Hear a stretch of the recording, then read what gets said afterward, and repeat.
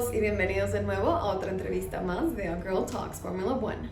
Con ustedes, Manena Manotú, y el día de hoy vamos a romper la tradición un poquito y vamos a traer a otro creador de contenido de la Fórmula 1. Él comenzó durante la pandemia y el día de hoy les traemos a Álvaro, estudiante de Ingeniería Mecánica y también participó en Fórmula Student, quedando en el top 3 a nivel mundial. Álvaro decidió alejarse un poco del deporte del motor hace unos años, regresando en la pandemia con mayor fuerza. Decidió aportar una perspectiva diferente a todo el mundo del deporte del motor como lo conocemos, dándole su propio estilo. Ha entrevistado a pilotos como Felipe Drugovich, Dennis Hauger, Belén García, entre otros.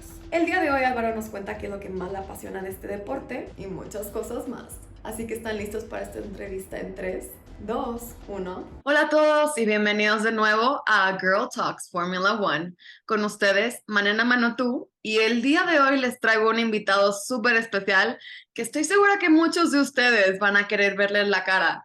De cierta manera vamos a hacer una especie de face reveal para Álvaro, el creador oficial de Formula World. Hola Álvaro, ¿cómo estás? Y bienvenido al podcast. Hola, buenas tardes. Bueno, buenas tardes aquí en España, buenos días en México a estas horas. Muy contento de estar aquí, que he seguido varios de los podcasts que habéis grabado y nada, ya hace tiempo que estuvimos hablando para ver si hacíamos alguna entrevista y nada, aquí estamos al final. Hasta que se nos hizo, porque yo me acuerdo perfecto que justo yo quería que tú fueras de mis primeros entrevistados y me acuerdo que tú me decías que me esperara un poco, etcétera, etcétera. Y me sorprende ver cuánto ha crecido Formula World desde que empezamos nuestros blogs, porque los empezamos más o menos al mismo tiempo, tú lo empezaste un poco antes que yo, pero cuéntanos, esto fue un proyecto de pandemia, pero ¿qué fue lo que te motivó a empezar tu página? Pues sí, como dices, fue un proyecto de pandemia, porque todos más o menos en 2020 pues estábamos encerrados en casa y teníamos que hacer cosas.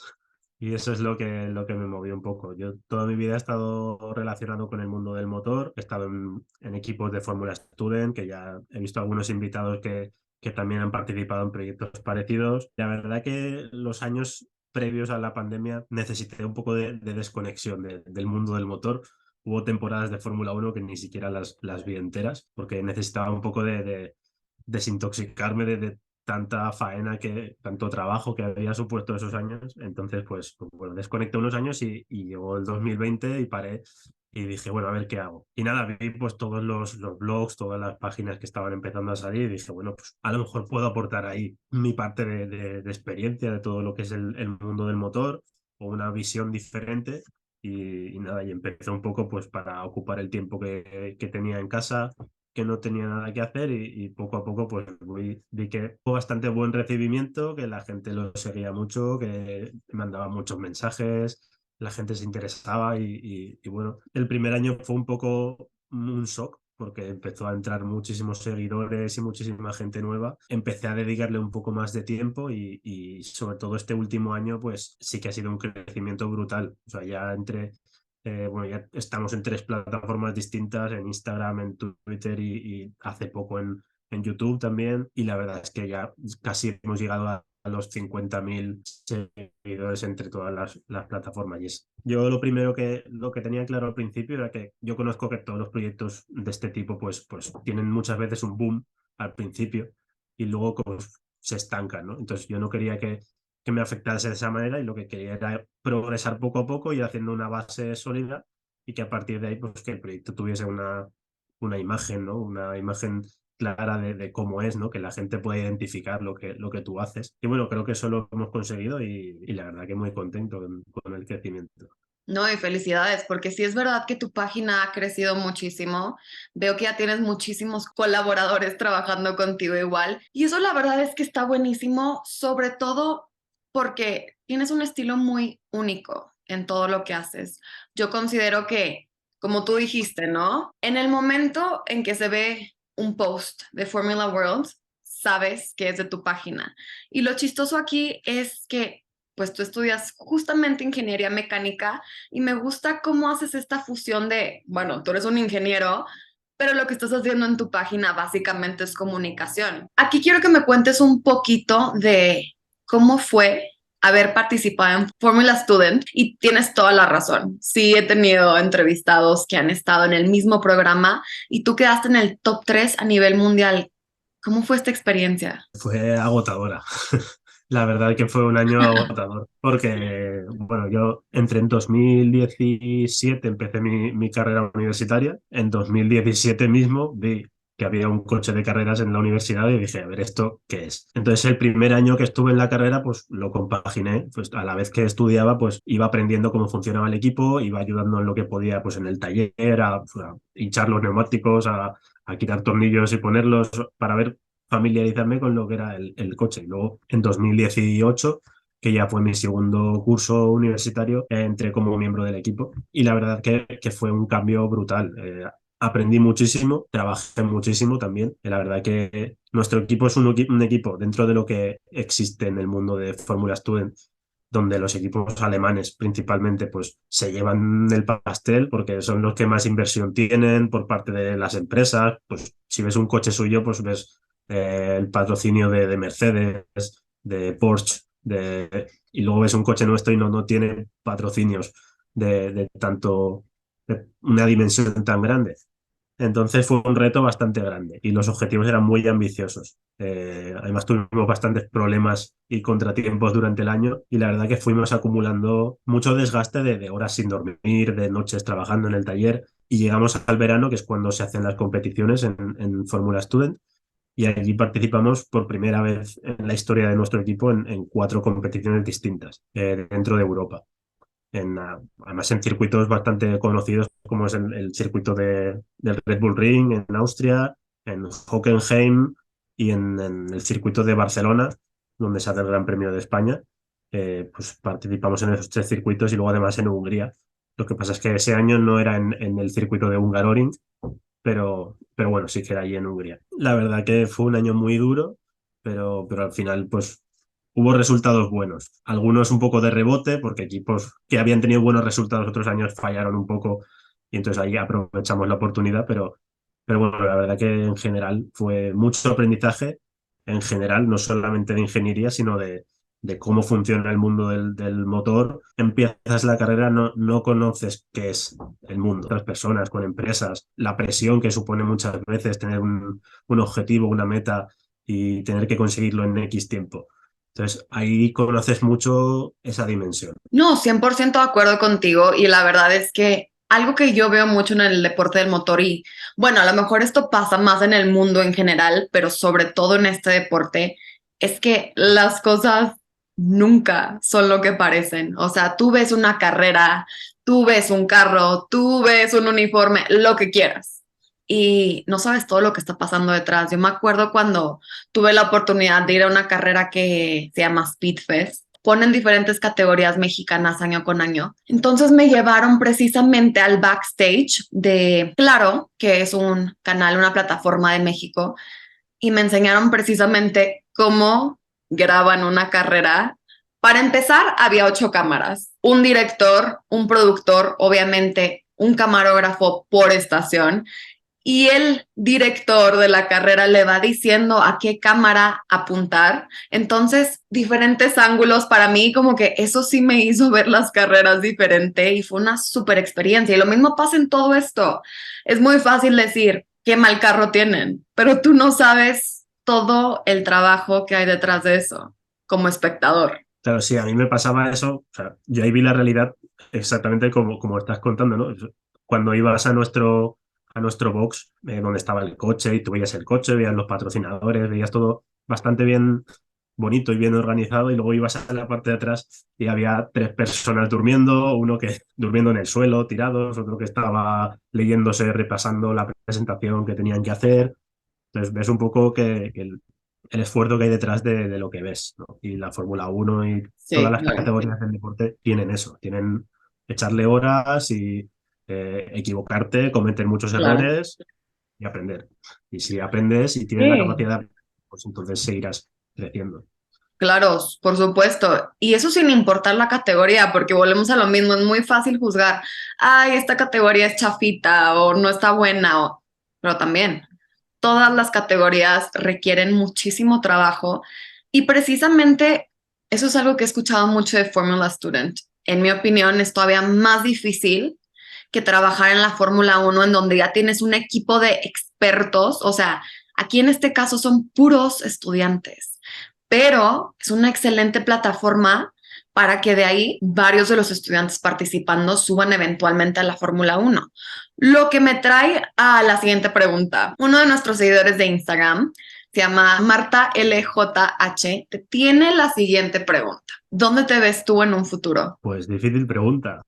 Me gustaría hacer Brillante. algo relacionado con el motor. Siempre estar cerca de todo este mundo de la manera que sea, ¿no? Siempre hay que ver las oportunidades que aparecen y ver hacia dónde quieres encaminar tu carrera, ¿no?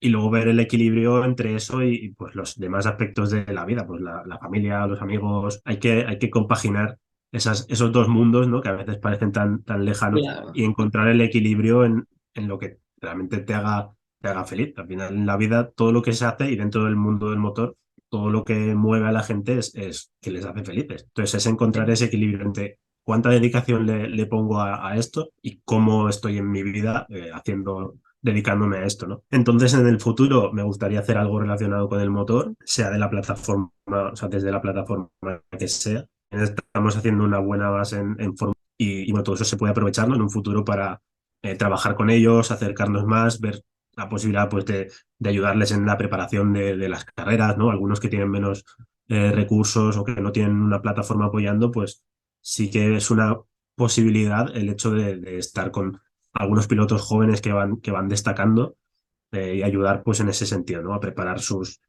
competiciones. Y luego también a mí lo que me mueve principalmente es en la ingeniería pues los retos, ¿no?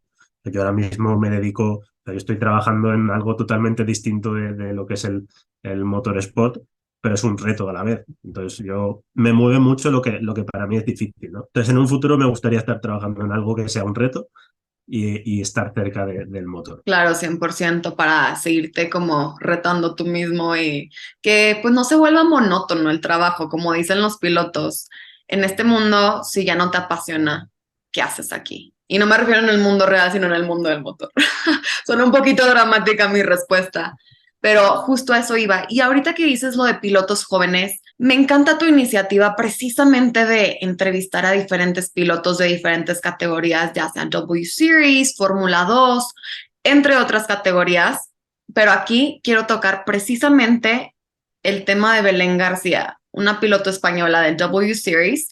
Para los que no la conocen, para los que sí, buenísimo. Has tenido una relación muy cercana a ella, en la cual has llegado inclusive a ser su sponsor en una carrera. Cuéntanos un poquito de cómo fue este proceso, cómo te acercaste a ella, cómo te convertiste su sponsor y como sponsor, ¿qué hiciste? Sí, pues al final, eh, pues como comenté yo al principio, pues iba investigando, ¿no? Qué hacer con el proyecto, qué hacer con Formula World y salió todo esto de las entrevistas, ¿no? Entonces yo escribí a varios pilotos que me seguían, que habían seguido el perfil o que conocía y digo, bueno, pues a ver qué tal, a ver si me comentan algo, porque claro, yo también como ingeniero pues tengo interés y curiosidad de saber pues su punto de vista o cómo preparan las carreras o qué planes tenían. Entonces hablé con ella, le escribí por Instagram, me contestó enseguida, hicimos una entrevista pues hace un montón de tiempo, ya en 2020, porque la acababan de confirmar a ella como piloto oficial para W Series en 2020, pero al final no se hizo la competición ese año y bueno, estuvo en 2021 y en 2022. Entonces estuvimos hablando y la verdad que en todo momento ella pues ayudó mucho al proyecto a crecer y fue como que fuimos creciendo a la vez, ¿no? Cada uno en su terreno y en 2021, o sea, el año pasado, ella confirmó también la participación en Fórmula Regional Europea, por Alpine, ¿vale? El nuevo campeonato que salió el año pasado, fusionando la Fórmula Renault con la Fórmula Regional, confirmó que iba a participar y me escribió y me dijo, oye, ¿qué te parecería poner el logo del proyecto en el coche? Ahora yo me quedé así y dije, sí, es que como has estado siguiendo, o sea, como has estado siguiendo mi carrera, como has estado compartiendo publicaciones, al final, toda esa visibilidad que se da a los pilotos, sobre todo a los pilotos que están empezando su carrera y que quieren buscar Claro. muchas unidades, Y el logo se pues veía padrísimo. Para los que están claro, viendo la entrevista en lugar de escucharla, aquí está la foto.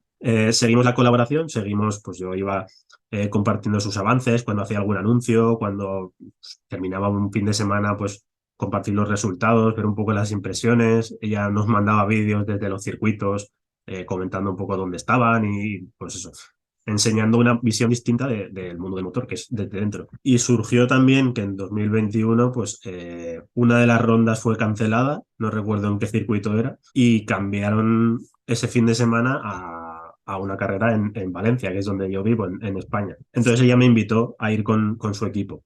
Y ese fin de semana pues estuve con el equipo, hablando con sus ingenieros, hablando con ella, viendo el coche, trabajando un poco desde dentro, al lado de su equipo, ¿no?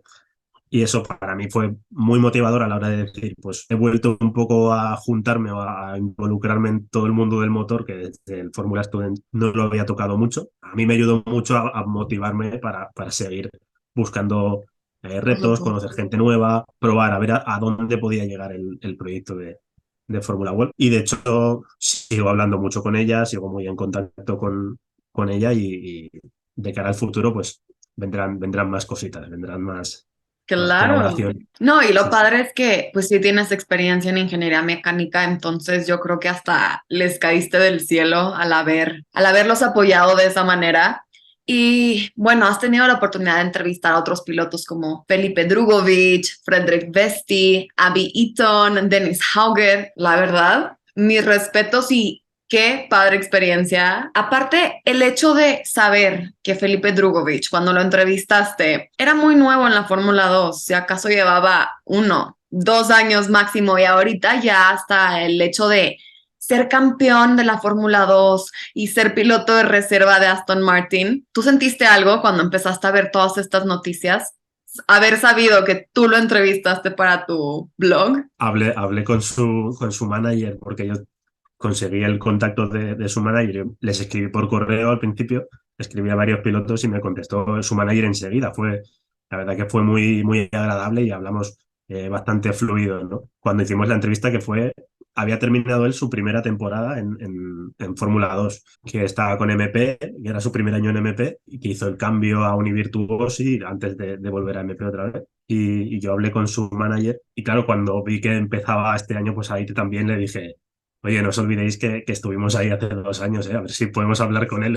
Claro. Estamos ahí viendo si podemos volver a hablar con él, que es más complicado, obviamente, porque ahora, pues estando dentro de Aston Martin, tiene un horario muy apretado. Pero la verdad que el hecho de ver, pues, como un piloto que a nosotros, pues a mí me gustaba mucho personalmente, cómo pilotaba y cómo gestionaba las carreras. También desde eso, pues, desde la visión ingenieril, yo veía unas cualidades que no tenían otros pilotos, ¿no? O sea, no es por mérito mío, pero vas viendo, ¿no? Y vas viendo cosas que luego esos pilotos triunfan, ¿no?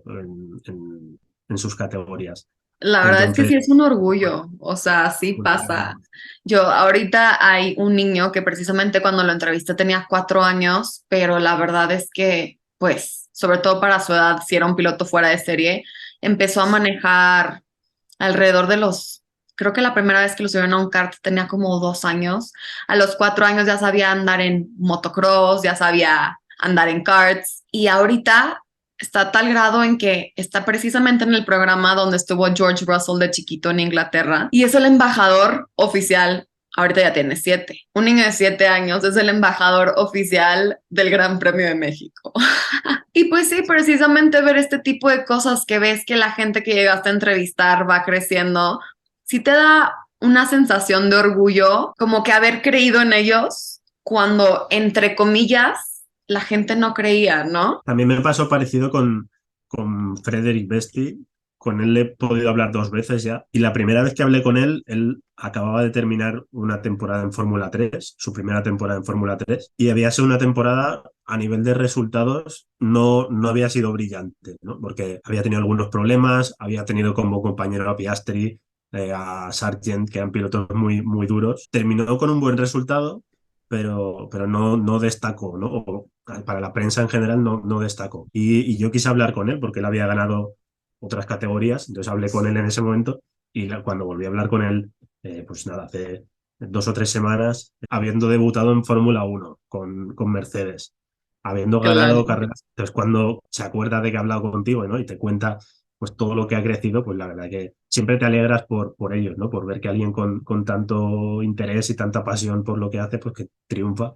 La verdad que es una alegría siempre. Sí, muy de acuerdo. Y es que yo creo que estar en un equipo con Oscar Piastri ha de ser como estar en un equipo con Max Verstappen. La verdad es que los dos son pilotos fuera de serie que donde se metan, ganan. Sí, Max Verstappen definitivamente es otro nivel, pero otro nivel en relación a la historia de la Fórmula Uno. Pero Oscar Piastri también se me hace un talento nato, un piloto agresivo de buena manera, que lo único que tiene en la mente es ganar. Y a mí lo que me emociona muchísimo es que la próxima temporada vienen muchos pilotos fuertes a la Fórmula Uno.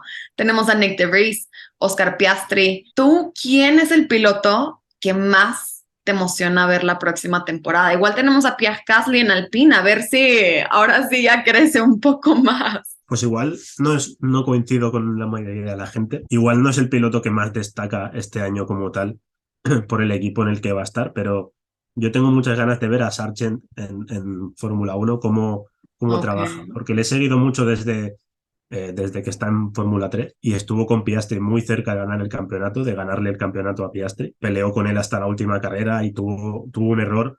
En la última carrera tuvo un error y se salió de pista y ahí perdió las opciones que tenía de ganar, pero salía en mejor posición que Piastri y podía haber ganado el campeonato perfectamente. Y este año en Fórmula 2, bueno, tuvo un año complicado, estuvo a punto de dejar los monoplazas, de hecho, porque no tenía la financiación suficiente como para hacer otra temporada y estuvo haciendo algunas carreras, consiguió ganar una carrera con Charuz, que es un equipo muy humilde de F2 y F3. Y cuando vi que fichaba por Williams y cuando vi todo ese interés que había por un piloto norteamericano en la Fórmula 1, la verdad que tengo muchas ganas de verle. Creo que tiene mucho talento, que si aprende a controlar esos errores que tiene a veces de falta no sé si falta de concentración o falta o sea, a lo mejor experiencia todavía, creo que puede hacerlo muy bien y le puede poner las cosas complicadas a Albon, si está, porque de hecho en los test de